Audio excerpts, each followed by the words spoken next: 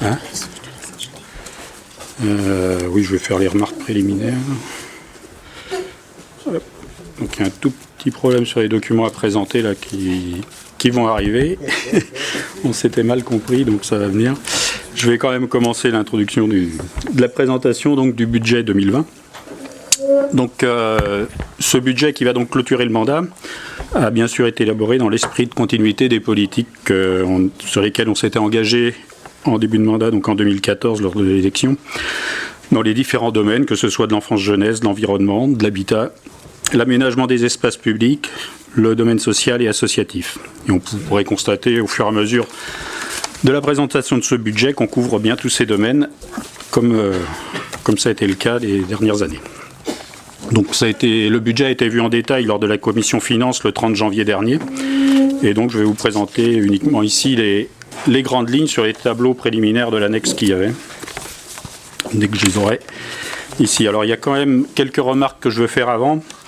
Par rapport aux documents présentés et à ceux qui vous ont été envoyés, il y a eu un changement de dernière minute sur une opération qui avait été inscrite en investissement et qui est passée en fonctionnement.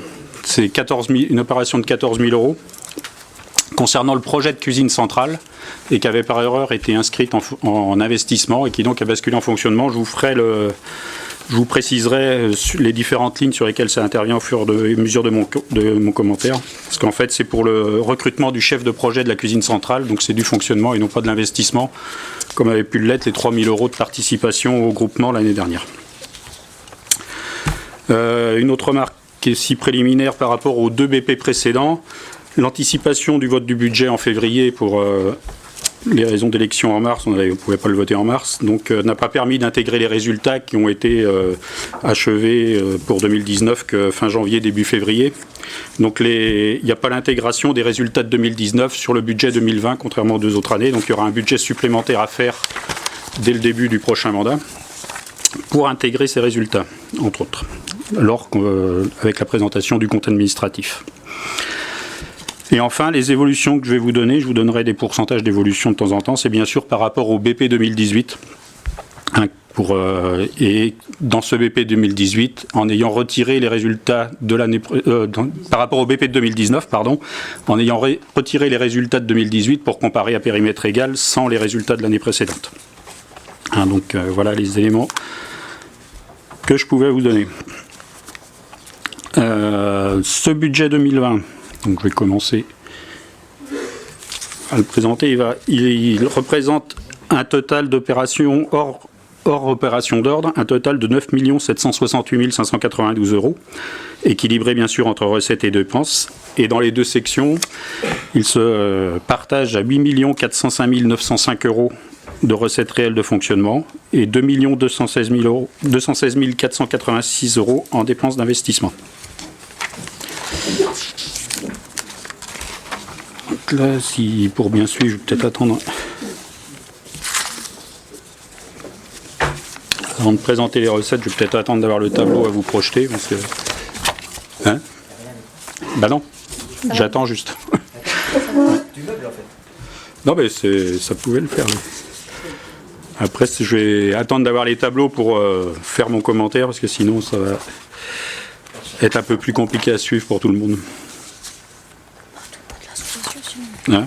Bah, les élus l'ont sous les yeux, mais pour le public, c'est peut-être plus embêtant. Si tu veux pas ma clé.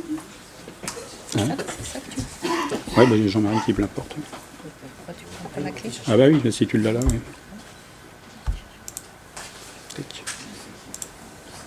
On va y arriver.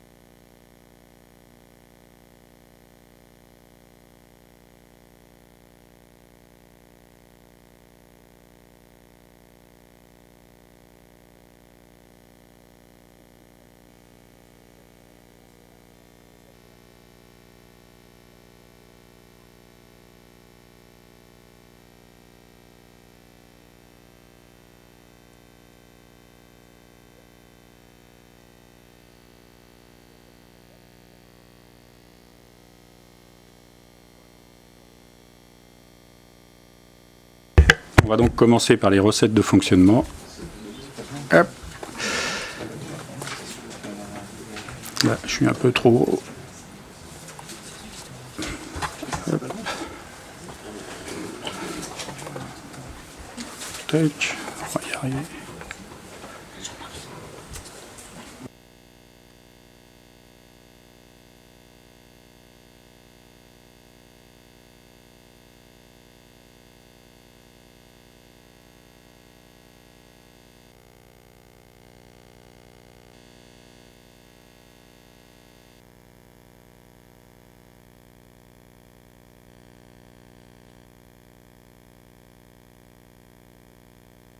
Je vais reprendre la bonne version corrigée avec les 14 000 €, puisque celle-ci... Hop. Voilà. On va finir par y arriver.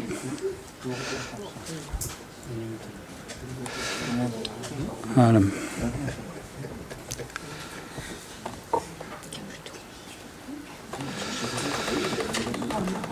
Voilà, donc on arrive enfin sur nos recettes de fonctionnement. Donc nos recettes de fonctionnement, donc pour l'année 2020, la prévision se monte à 8 405 950 € en recettes réelles, ce qui représente une augmentation par rapport au BP 2019 sans les résultats de 2018 de 3,36%. Donc ça confirme bien la dynamique qu'on peut observer régulièrement de nos recettes et que je vais maintenant vous présenter chapitre par chapitre. Donc au chapitre 013, on a inscrit comme chaque année 45 000 €, c'est une somme forfaitaire que l'on met à chaque budget par rapport aux assurances sur les absences pour maladie ou autres du personnel. Est-ce qu'on peut agrandir? On va pas tout avoir si j'agrandis encore, j'ai peur. Parce qu'on voit ce... Ouais, c'est les mêmes sommes de deux. Là. Ça va comme ça?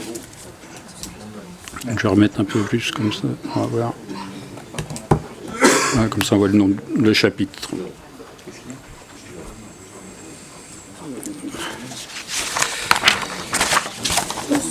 Sur le chapitre 70, donc les produits des services, donc là on est donc à une augmentation relativement forte de 9%, alors qu'on ne change pas de tarif encore cette année.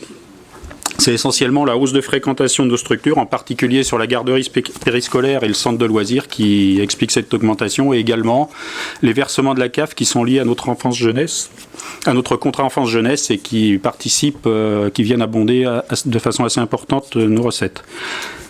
Cette hausse de fréquentation montre bien l'intérêt des habitants pour les services offerts, et on verra que ça peut impliquer aussi la nécessité de mettre les moyens en face pour répondre à cette demande. Sur le chapitre 73, les impôts et taxes, donc pour 6 184 200. Donc c'est également en augmentation de 2,8% ici. Donc comme on vient de le décider, ça a été calculé avec des taux inchangés, donc au même niveau qu'en 2011. Mais l'augmentation de l'assiette avec le nombre de logements et la revalorisation annuelle des bases décidées par l'État de 0,9% cette année, donc permettent donc d'anticiper cette hausse d'environ de 2,9% sur les impôts, sur les taxes. L'exonération totale de la taxe d'habitation ne devrait pas influer sur cette somme, puisque, comme pour les années 2018 et 2019, elle devrait être entièrement compensée par l'État cette année. Donc on aurait, comme je l'avais dit la dernière fois, environ 65% des habitants des Sorinières qui ne paieront plus de taxe d'habitation dès cette année. Et enfin, c'est aussi à ce chapitre-là qu'on a les recettes de TLPE et la taxe sur les droits de mutation, qui sont également revues en une légère hausse suite aux résultats qui ont été réalisés en 2019.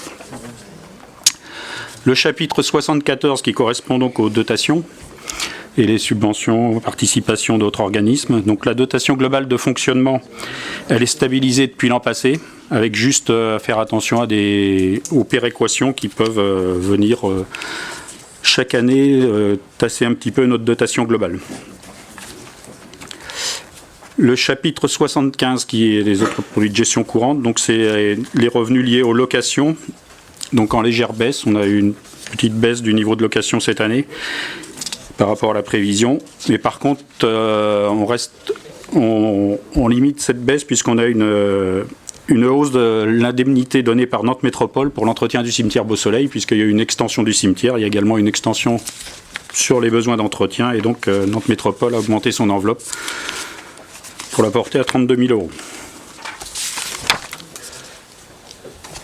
Voilà, si je vais me décaler un petit peu, ici on voit bien que sur cette dernière ligne, on n'a aucun résultat anticipé. Les autres opérations, c'est des revenus exceptionnels ou autres, et puis là, les opérations d'ordre qui sont un transfert à la section de fonctionnement,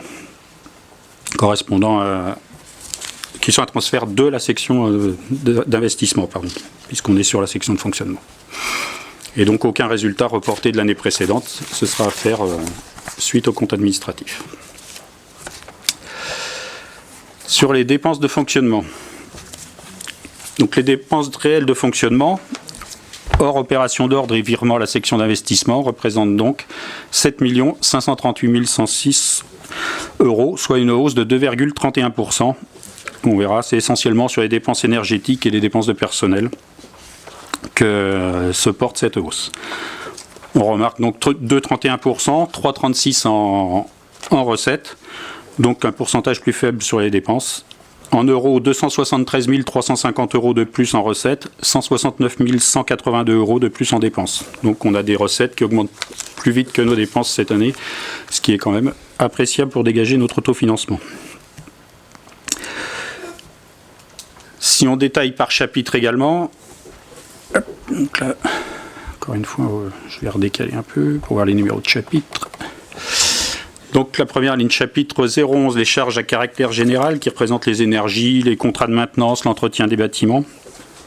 C'est un niveau qui va rester stable à seulement 0,3% de hausse. Alors quand on voit, oui je dis stable, là ça peut être trompeur par rapport aux chiffres affichés, puisqu'ici ce qui est affiché sur ce document-là, c'est le budget primitif plus les décisions modificatives qui avaient été prises en cours d'année. Alors que les comparaisons, on les fait de budget primitif à budget primitif.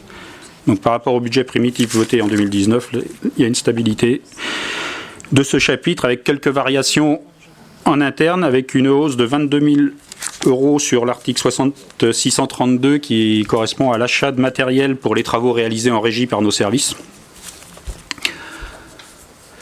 Une baisse par contre sur l'article 6283 correspondant aux frais de nettoyage, puisque un contrat d'entretien pour la salle Alice Mia qui était faite par un prestataire a été terminé fin décembre, et on a repris en interne le nettoyage de cette salle pour avoir un meilleur service rendu aux associations, puisqu'il n'y avait pas une satisfaction complète de ce service. Donc on a réorganisé ça pour rendre un meilleur service. Donc on l'a repris en interne. Et puis il y aura sur l'article 6288 également une hausse pour l'année pleine du coût de l'architecte conseil qui est mutualisé sur des services métropolitains pour 6 500 €. Les dépenses sur le chapitre 12 qui correspondent donc aux dépenses de personnel et les frais qui y sont annexés. Donc pour 4 709 500 €, donc en hausse de 3,58%. Cette somme va correspondre à peu près au niveau du réalisé de 2019. L'évolution de ce chapitre va rester modérée quand même grâce au travail en cours de réorganisation progressive des services qui a amorcé déjà depuis plusieurs années et qui a été particulièrement porté pour la fin d'année 2019 en prévision de cette année 2020 sur le secteur enfance-jeunesse afin de faire face justement à la forte demande que j'ai évoquée tout à l'heure dans le succès de nos services enfance-jeunesse. Et donc la prise en charge bien sûr de l'entretien d'Alice Mia, dont je viens de dire l'arrêt du prestataire, qui est prise également en compte ici. Et puis on a également anticipé donc les congés maternité et les arrêts maladie de longue durée qui sont déjà en cours ou prévus. Oui. Bah si, quoi. Et également donc sur ce chapitre le glissement vieillesse technicité avec les évolutions de grade et de corps des différents agents de la collectivité. Et également le PPCR, le parcours professionnel, carrière et rémunération, qui était un programme sur 5 ans de revalorisation des grilles des personnels. Et également quelques hausses de cotisations, en particulier sur des cotisations retraite. Le chapitre 14 sur l'atténuation de produits, là, il est en hausse cette année, parce que l'an dernier, on avait eu une réduction de notre pénalité SRU suite à la vente pour du logement social de terrain sur la Fernière. Cette année, il n'y a pas d'opération de cet ordre à déduire, donc on retrouve le niveau, on va dire, habituel, entre guillemets, de la pénalité SRU à 123 000 €, sachant que notre part de logements sociaux est à peu près stable autour de 11,5%. Le chapitre 65 qui regroupe les subventions et les contributions, c'était à la hausse de 1,5%. C'est essentiellement dû à la contribution au CCAS qui va augmenter cette année de 15 000 €, conformément à la demande qui a été émise par son conseil d'administration pour la préparation de ce budget. Et il y aura donc 100 000 € en fonctionnement d'aide et autres sur le CCAS cette année et 190 000 € pour les prises en charge de frais de personnel. Et également la subvention de l'école privée qui vient ici, comme chaque année alignée sur le réalisé de l'année précédente et sera ajustée lors d'une DM après les calculs des coûts de 2019. On retrouve également dans ce chapitre les subventions aux associations. Il y avait le détail qui était fourni en annexe de la notice du Conseil. Et vous avez pu constater qu'au-delà de tout ce qu'on met à disposition des associations, les équipements, le développement de nouveaux équipements, les aides matérielles, nous maintenons toujours notre effort financier pour les soutenir. Les charges financières au chapitre 66 correspondent pour la partie fonctionnement au paiement des intérêts de nos emprunts. Donc une enveloppe estimée à 116 000 € cette année. Au chapitre 67, ou sur votre document, alors là... Non, c'est pas le bon nom. Ah, c'est pas le bon nom. Parce que le chapitre 67 passe donc de 2 190 à 16 190 €, puisque c'est sur ce chapitre-là qu'on retrouvera les 14 000 € dont je parlais tout à l'heure pour la cuisine centrale. Et enfin, le chapitre 022, qui correspond aux dépenses imprévues. Donc on a inscrit à 50 000 € cette année. Les années précédentes, on inscrivait 100 000 €. Mais ces deux dernières années, il n'y a pas eu d'utilisation de cette enveloppe. Donc c'est pour ça qu'on se permet de la réduire pour cette année. Elle avait été utilisée uniquement classiquement lors des DM. Donc il n'y a pas besoin de dépenses imprévues pour ces cas-là. Dans le bilan de ce fonctionnement, on voit donc qu'on a une épargne brute qui s'élève à 853 843 €. Donc on va retrouver ce chiffre-là normalement en bas de la feuille. Donc ici, ce chiffre-là, donc amputé des 14 000 €. Là on avait 867, donc ça descend à 853 843 €, qui correspond à 259 376 € en amortissement. Et 622 804 € qui seront un virement de la section de fonctionnement vers la section d'investissement. Et on déduit de ça le virement réciproque de 28 338 € de l'investissement vers le fonctionnement. Donc on voit qu'on dégage un excédent qui est à 10 000 € près au même niveau que l'an passé. Donc on est donc loin de l'étouffement du budget évoqué par certains.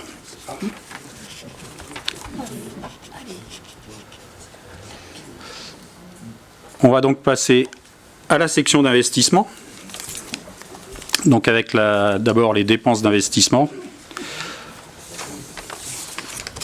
Donc, comme annoncé depuis 3 ans, on a un niveau d'investissement qui va encore rester cette année à un niveau habituel et constant, avec 1 307 984 € d'études et de travaux et équipements nouveaux, auxquels on ajoute en report 359 351 € de travaux et équipements qui n'ont pas été réalisés ou pas terminés l'année dernière et qui vont donc se retrouver sur le budget de cette année. Donc pour un total de travaux, d'équipements et d'études de 1 667 336 €.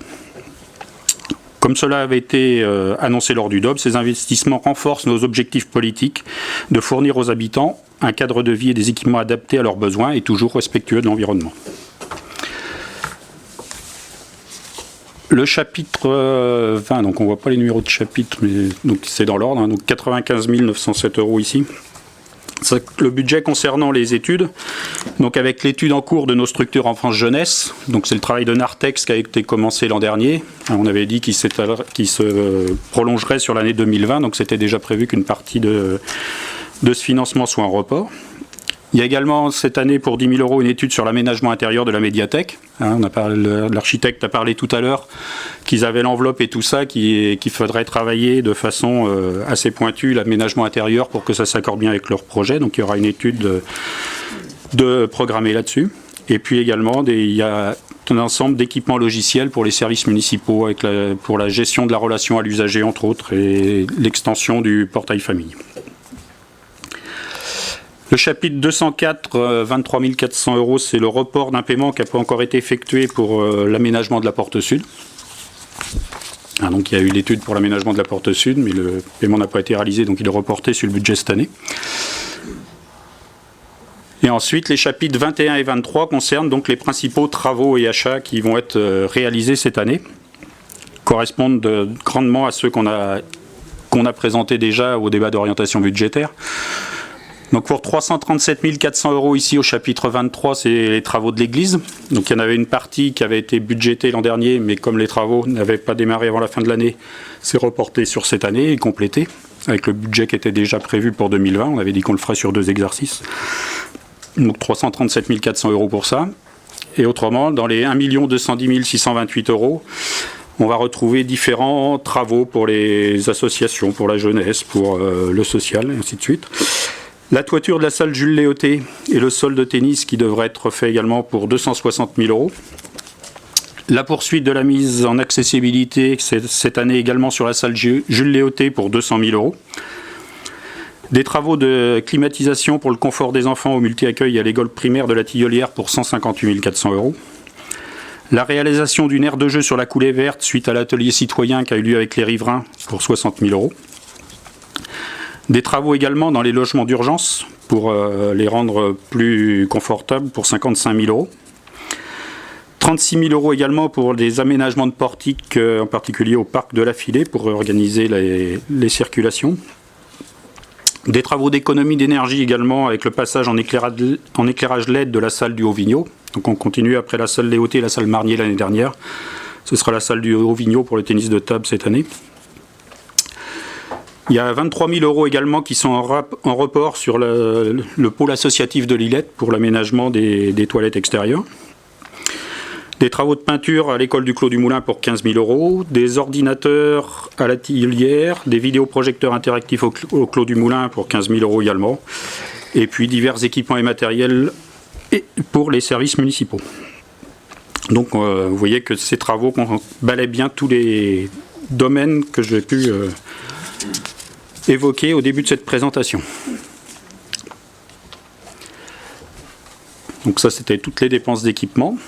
Pour les autres chapitres, donc tout ce qui est dépenses financières, donc on a au chapitre 10, donc 22 400 €, ça correspond au deuxième des 3 versements qu'on avait évoqués lors du conseil de septembre pour la neutralisation des charges suite au changement de nomenclature de 1997, si vous vous rappelez. On avait 3 versements de 22 000 € à faire. Donc on en a fait un en 2019, là c'est le deuxième. Les 425 000 € donc au chapitre 16 pour le remboursement de l'annuité du capital de l'emprunt.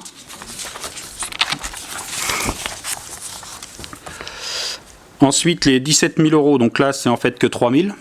C'est là qu'il y avait les 14 000 € qui avaient été inscrits. Ça correspond donc, les 3 000 €, c'est la participation au capital du groupement pour la cuisine centrale. 48 750 € sur le chapitre 27 pour la 5e échéance sur 6 du portage fait par l'Agence foncière de Loire-Atlantique pour le logement du 17 rue de Nantes. Donc on rembourse sur 6 annuités, sur 6 années, donc là c'est la 5e. Et au chapitre 020, on retrouve également, donc, comme pour le fonctionnement, des dépenses inscrites pour 50 000 € en dépenses imprévues. Pour préciser, fonctionnement ou investissement, les dépenses imprévues, c'est des sommes que le maire peut engager sans avoir à solliciter le conseil municipal, il doit juste l'en informer après. Sinon, il faudrait attendre toute une procédure avec décision modificative, donc dans des cas d'urgence, ça peut être intéressant. Même si on n'a pas eu à l'utiliser, comme je disais, les 2 dernières années. Donc voilà, après on retrouve les opérations d'ordre. Non. C'est pas ça, c'est... Non, j'ai sauté... On retrouve les opérations d'ordre ici. Voilà. Donc les 28 338 versés à la section de fonctionnement. Donc on va passer aux recettes d'investissement pour financer tous ces travaux. Donc au chapitre 13, on va retrouver pour 593 280 € 3 subventions d'équipement. Un report de la subvention DETR pour l'ADAP 2019 de 13 266 €. On aura, pour l'instant, il n'y a rien d'inscrit pour la subvention de 2020. On a un point tout à l'heure pour en faire la demande. Donc, ayant 200 000 € de travaux TTC prévus, ça fait un maximum de 58 310 € qui pourront peut-être abonder notre budget en cours d'année. Sachant que l'an dernier, le taux qui nous avait été attribué a été que de 20%. La deuxième subvention, c'est un report également de 60 014 € pour les travaux de la salle Léoté, qui était dans le cadre du contrat de plan développement métropolitain. Donc, qui concernait l'installation des LED, du praticable de la gym, donc ça a été fait en 2019, mais également du sol du tennis, qui ne sera fait que cette année. Donc, pour l'instant, on n'a pas eu la subvention de verser. Et enfin, la grosse partie de ces subventions concerne le projet qu'on vient de vous présenter auparavant, avec le premier versement de la DRAC pour 520 000 € avec le démarrage du projet.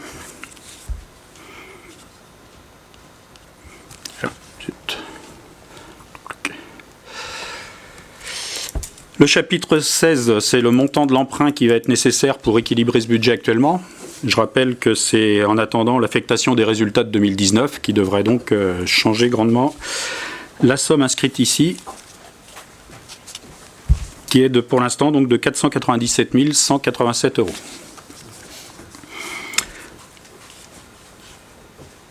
La somme ici de 82 175 €, c'est le retour prévu si le tribunal suit les préconisations de l'expert pour le remboursement suite à la procédure pour la toiture de Léoté.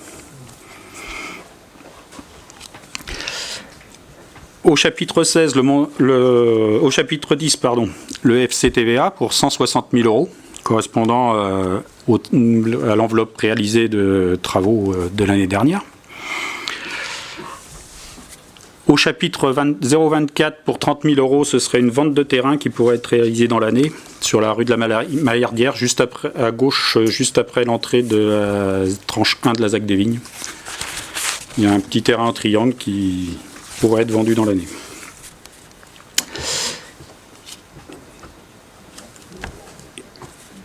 Et donc, on retrouve ensuite, pour le même montant que sur la section de fonctionnement, mais cette fois-ci en recettes d'investissement, les immobilisations, et donc pour seulement 622 000 ici, le virement de l'excédent de fonctionnement. Je peux vous montrer un petit visuel comme chaque année des masses budgétaires. Je suis allé trop loin.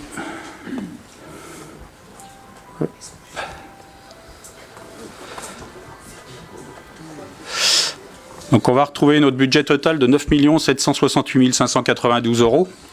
Donc en légère baisse par rapport à l'an dernier, mais il y a les résultats qui ne sont pas intégrés.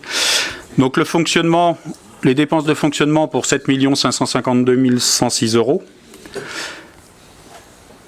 Les recettes de fonctionnement pour 8 405 950 €, ce qui nous dégage donc une épargne brute ici de 853 843 €. Sur cette épargne brute, on doit donc payer l'emprunt, l'annuité d'emprunt, le capital pour 425 000 €, ce qui nous laisse une épargne nette qui va financer nos investissements pour 428 843 €. Les dépenses d'investissement étant de 1 791 486 €. On a des recettes d'investissement en subventions et autres de 865 455 €. Et donc, on doit solliciter un emprunt de 497 188 € pour équilibrer ce budget. Un petit peu la répartition des différentes masses. Avant de clôturer, un petit point sur la dette. Donc le capital qui est dû au 1er janvier 2020, le capital restant est de 3 129 986 €, avec une extinction pour l'emprunt le plus long qui reste en 2031. L'annuité globale hors nouvel emprunt est de 519 954 €, donc capital et intérêt, donc sur la partie investissement et sur la partie fonctionnement. On a donc une situation saine avec des prêts sans facteur de risque et une dette par habitant qui est de 361 €. La capacité de désendettement étant de 3 ans et 11 mois. Donc on a quand même des capacités financières qui vont nous permettre de beaux projets. En conclusion, justement, donc le budget a été élaboré comme tous ceux du mandat, conformément à la trajectoire fixée par notre politique, et elle permet de décliner au mieux les différents objectifs de celui-ci, comme ça l'a été tout le long du mandat. Les dépenses de fonctionnement augmentent de façon maîtrisée, en lien avec le développement de la population et les services associés qu'on a souhaité développer. Les niveaux d'investissement sont adaptés aux besoins des habitants et à une trajectoire pluriannuelle, permettant de financer régulièrement de plus gros projets, comme la dernière tranche de l'espace Hippolyte de Rouet au début du mandat, la salle Alice Milla dans le courant de ce mandat également, et sur les années à venir, la médiathèque, la cuisine centrale, et puis, sans doute à venir, l'adaptation des besoins France-Jeunesse suite à l'étude en cours du cabinet Nartex. La situation budgétaire de cette fin de mandat est donc saine, et elle permet de préparer l'avenir avec sérénité, malgré les contraintes budgétaires imposées par le gouvernement, avec la lourde baisse des dotations sur ce mandat. Si on répartit sur l'ensemble du mandat, on est à 2 337 000 € par rapport au niveau qu'on pouvait avoir en 2013. Et également les incertitudes sur l'avenir de nos ressources, qu'il faudra, je rappelle à chaque fois, faire très attention de ce côté-là avec la fin de la taxe d'habitation, déjà pour une première partie de la population cette année et pour l'ensemble de la population en 2023, et un système de compensation qui n'est pas encore pleinement finalisé et qui sera sans doute délicat à mettre en œuvre. Voilà ce que je pouvais vous dire dans cette présentation. Donc maintenant, je vous laisse si vous avez des questions ou des réactions.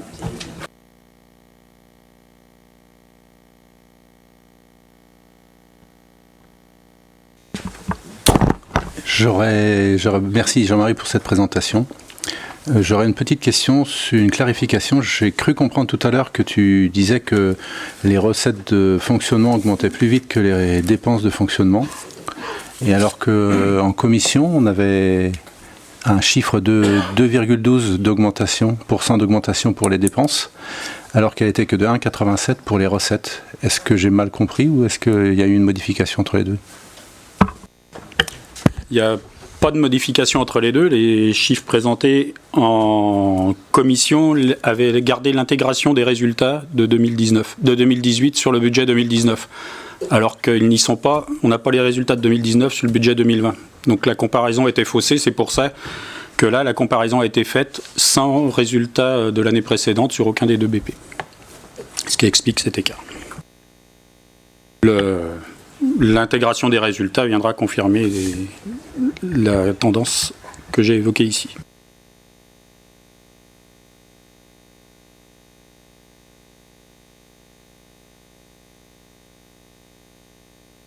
Pas d'autres questions ou remarques ? Donc Si.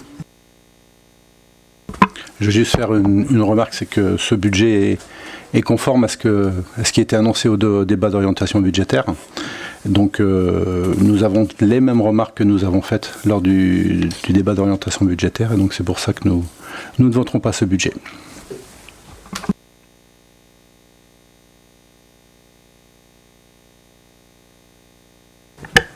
Pas d'autres réactions ? Non, ça aurait été intéressant que vous nous fassiez un rappel sur ces remarques, parce que non, parce qu'il y a quand même des choses qui nous ont étonnés.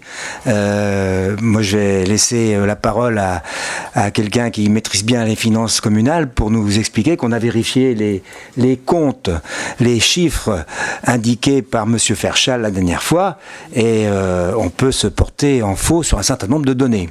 Alors, je laisse la parole à Frédéric, peut-être. Je te compléterai s'il y a besoin.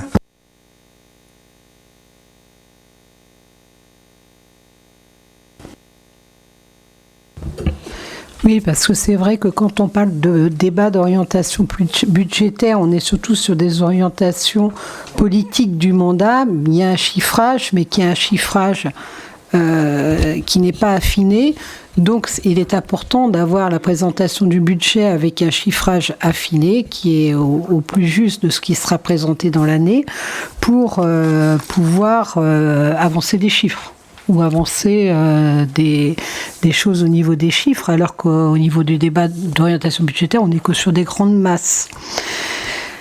Vous nous avez fait part, bon, si je me souviens bien, hein, je peux me tromper, et je pense que vous n'hésiterez pas à me le dire si c'est le cas, que on avait quand même des impôts locaux qui étaient supérieurs à la moyenne de la strate et loin d'être plus faibles sur la métropole. Est-ce que vous êtes d'accord déjà sur cette chose que vous m'aviez dit à l'époque? Parce que bon, enfin que vous nous aviez dit à l'époque, si déjà on est d'accord là-dessus, je pourrais continuer. Oui.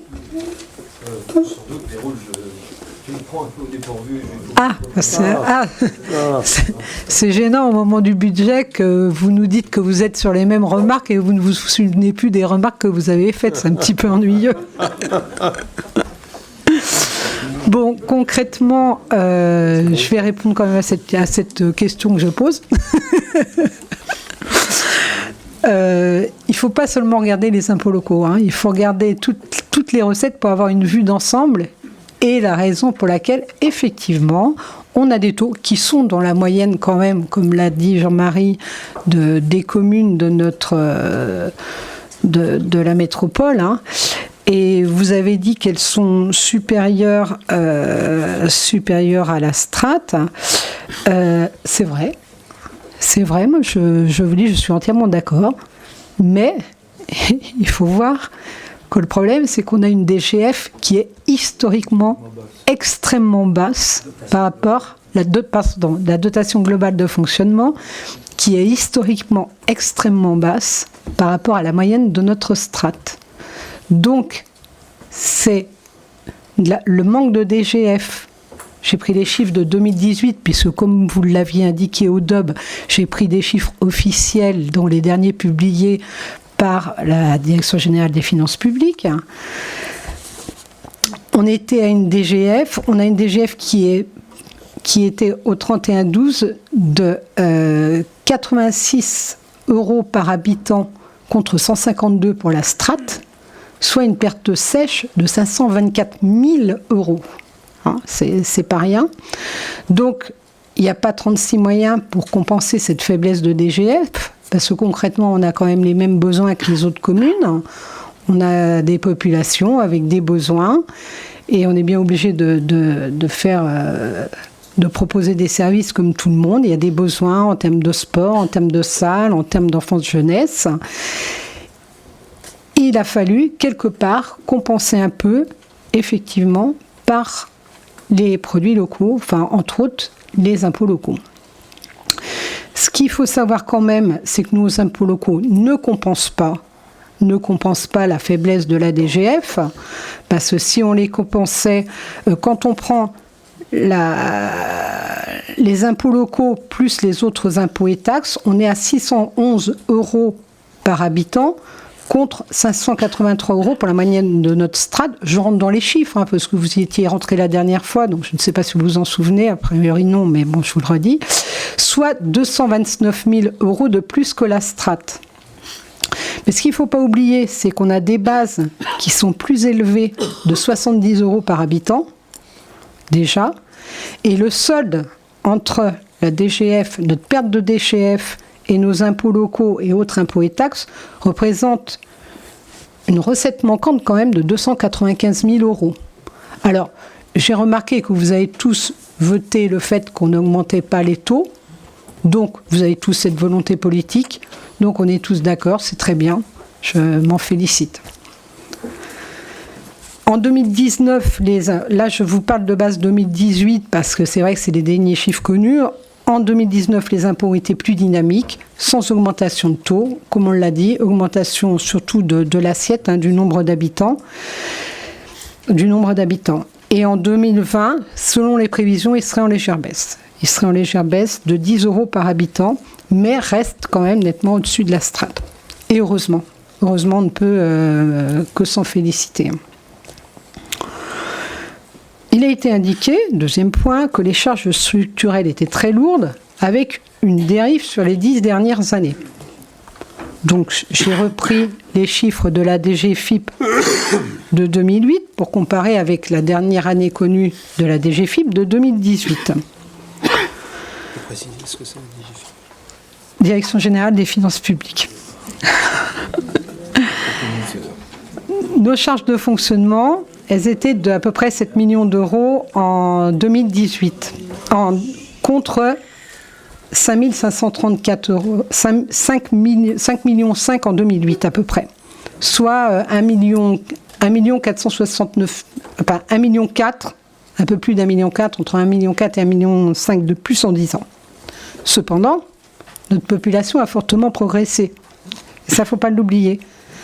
Ainsi, les charges de fonctionnement, elles étaient de 877 € par habitant en 2008 et de 827 € par habitant au CA 2018, soit 50 € de moins par habitant en 10 ans. Alors quand on me dit que les charges, il y a eu une dérive sur les 10 dernières années, je me pose quand même des questions. Et par ailleurs, elles sont inférieures à la moyenne de la strate également.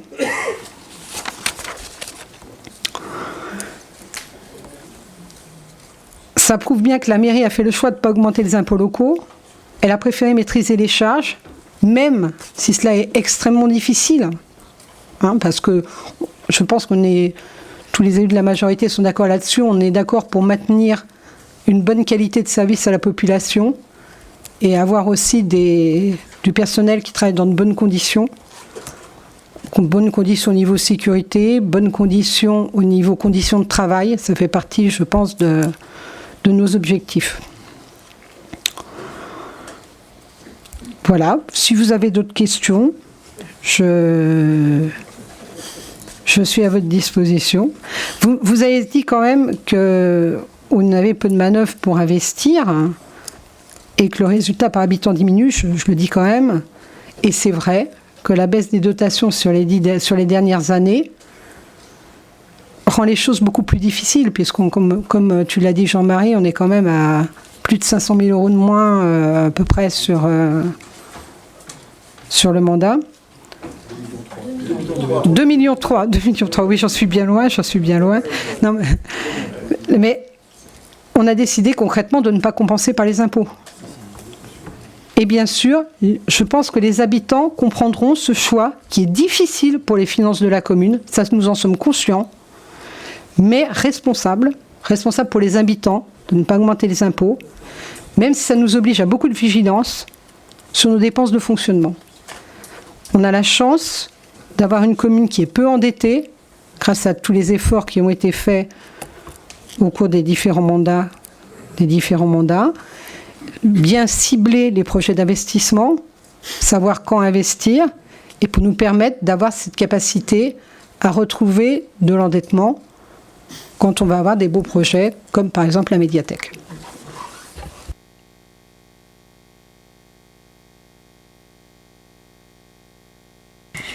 Merci Frédéric. Il y a des réactions ?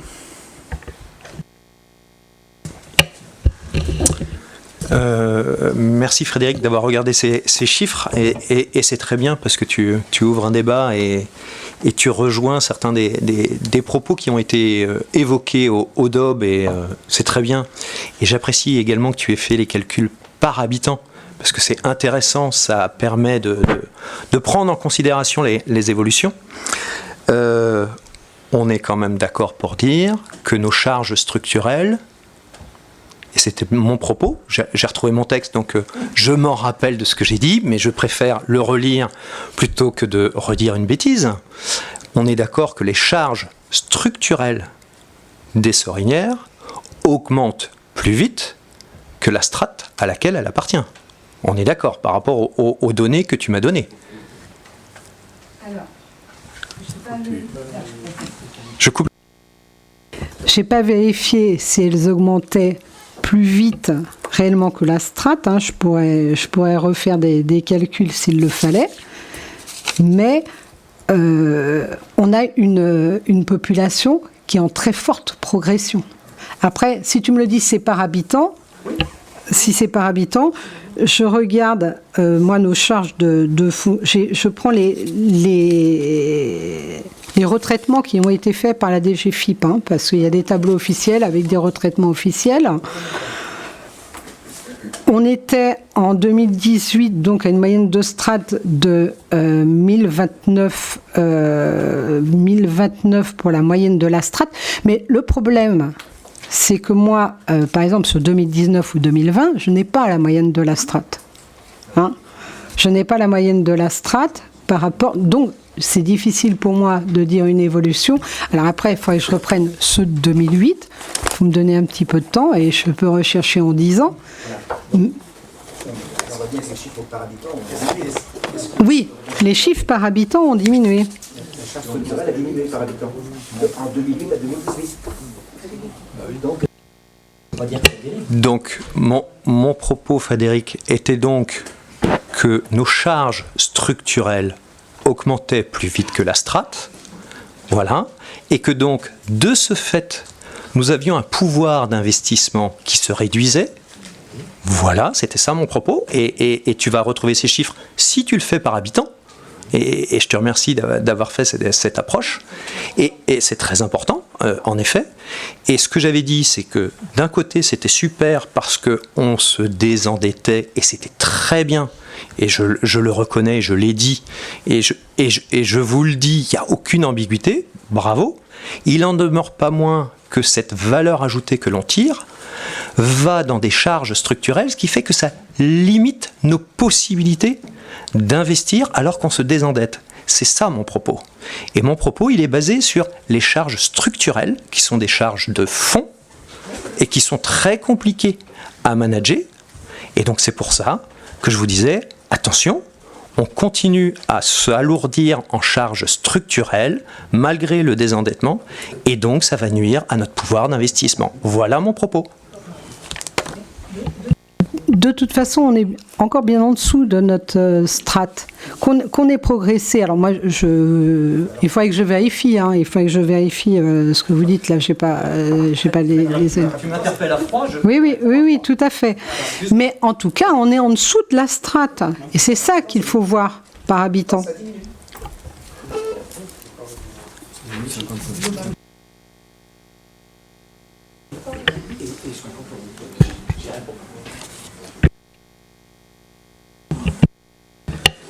Frédéric, tu me prends à froid et tu me dis de façon humoristique, c'est dommage que tu ne te rappelles plus. Ça y est, les idées sont remontées, je réponds à tes questions. J'en suis désolé, mais voilà. J'ai une diminution par habitant des dépenses de fonctionnement, c'est clair. Oui, comme tu as pu le dire, Frédéric, on était à 877 par habitant en 2008, on est à 827 en 2018, et en 2018, la moyenne de la strate est à 939. Donc on est quand même pas si mal. Pour finir, puisque on parle d'investissement, pour investir, il faut un autofinancement. L'autofinancement de la commune des Sorinières, il est encore en 2018 de 114 € par habitant, contre une moyenne de 108 € par habitant pour la même strate.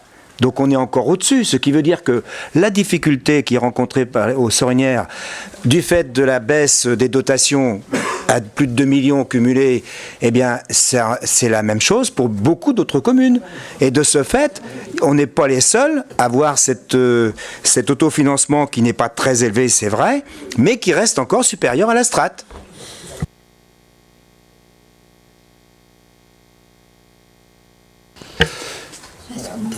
Bien. Je peux conclure avant que tu... Vas-y. Donc, je voudrais conclure sur ce budget 2014-2020.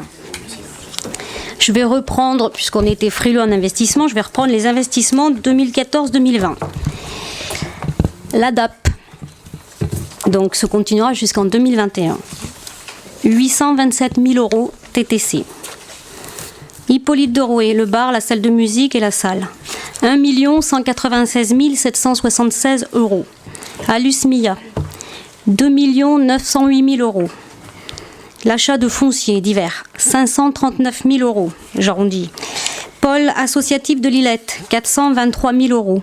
Le self du Caux du Moulin, 405 000 euros. L'église, 204 000 euros. La toiture Léoté, 223 000 euros. Le stade de foot, 187 000 euros. La maison de l'enfance, 67 000 euros. C'est un total de 7 millions d'euros d'investissement. Les investissements pour 2020 maintenant, et seulement 2020. Pour l'enfance, c'est 158 000 euros. Pour le sport, c'est 548 000 euros. Pour le social, c'est 55 000 euros. On les a dit tout à l'heure, c'est les travaux de logement d'urgence. Pour la sécurité et la tranquillité, les portiques et le cinémomètre, 40 000 euros. Le cadre de vie, 60 000 euros pour les équipements de la coulée verte. Le foncier, 70 000 euros. Et l'église, 337 000 euros. Ce budget qui nous permet de préparer l'avenir sereinement grâce à une gestion rigoureuse pour anticiper les besoins, anticiper l'avenir de notre commune. Quand je parle d'avenir en investissement, vous les connaissez, ils sont là déjà cités, médiathèque, cuisine centrale, adaptation de toutes nos structures périscolaires, scolaires et centres de loisirs aux évolutions et aux effectifs donc d'ici 2026, mais bien avant puisqu'il va falloir qu'on accélère. C'est un budget transitoire qui va permettre à l'équipe municipale nouvelle de pouvoir fixer ses propres choix et de pouvoir partir sur un budget possible, fiable. Pour le budget 2020, personne n'est oublié. Le sport et les associations, 86 000 euros pour les subventions. Le toit et le sol de Léoté, 260 000 euros. Le patinodrome avec du stockage pour les drones, 6 000 euros. Alice Mia, pour le ménage qui a été récupéré de l'achat de matériel, 15 000 euros. Les panneaux d'affichage pour les associations, 5 000 euros. La sécurité, je l'ai dit tout à l'heure, c'est les portiques et les jumelles radars, donc 36 000 euros et 4 700 euros. Et pour le patrimoine, l'église, donc 340 000 euros. Tout cela avec une baisse de l'endettement, pas d'augmentation d'impôts, pas d'augmentation de nos tarifs, et même un tarif au taux d'effort pour plus de solidarité, une augmentation des demandes, parce qu'une augmentation des habitants, une augmentation des services et des prestations, je pense notamment aux ATSEM dans les écoles, aux périscolaires, aux centres de loisirs, et tout ça malgré, on l'a dit, une baisse cumulée des dotations de plus de 2 300 000 euros. Donc c'était compliqué, mais le contrat est rempli. Voilà ce que je voulais dire.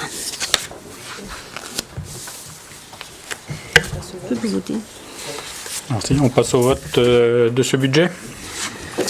Donc pour approuver, on vote globalement. Hein. Donc pour approuver ce budget, qui est contre? 3 contre. Qui s'abstient?